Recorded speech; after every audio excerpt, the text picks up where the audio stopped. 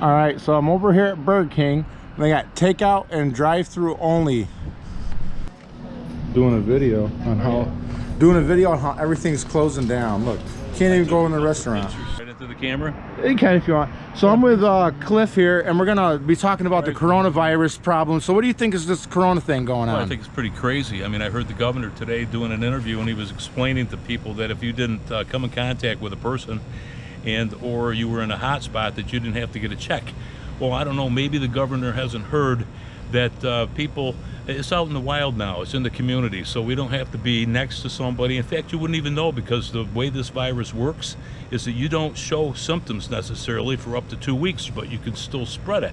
So everybody should have a checkup, personally, to make sure. Now, if you got everybody getting tests, you can isolate the people that have the virus away from those of us that don't.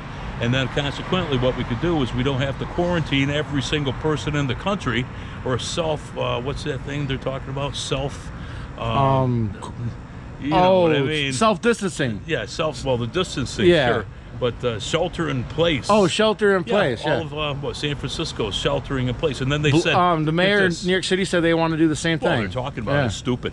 Personally, here's the thing. I understand the concern and that kind of thing, but if you're going to shelter in place, what they're worried about is somebody in San Francisco going out and walking at 9 o'clock at night by themselves. Why?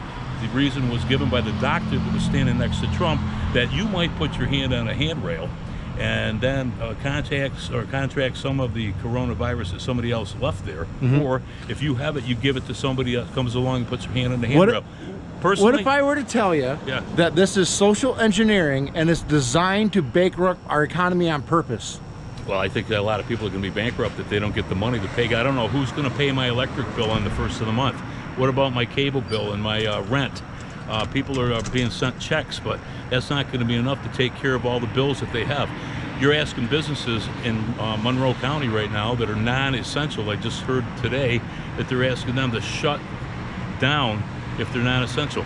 Well, does that mean car dealerships? Does that mean cash for gold places?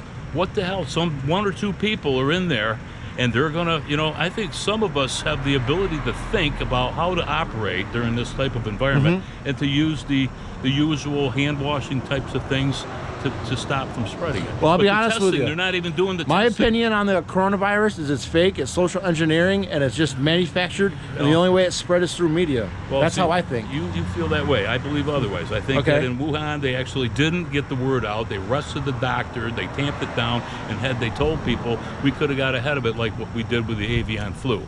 They didn't do that. They didn't want people to know the numbers and that it was coming out, and they were more worried about their economy than what they were about people. And over there, I guess they can afford to do that because there's a lot of people over there. But people, I think there's reason to be worried.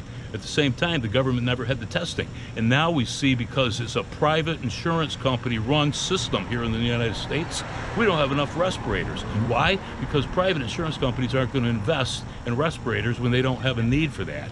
But if we had a Medicare for all type system right now, every one of us wouldn't be worrying about paying for the test or going to the doctor and getting help.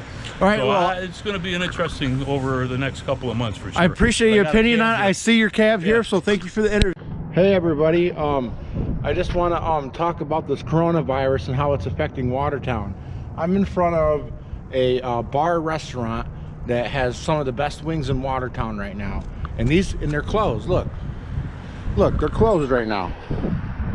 All right, you can't even come in. You can't even come in, people. Look, all these people are out of work right now. It's early right now.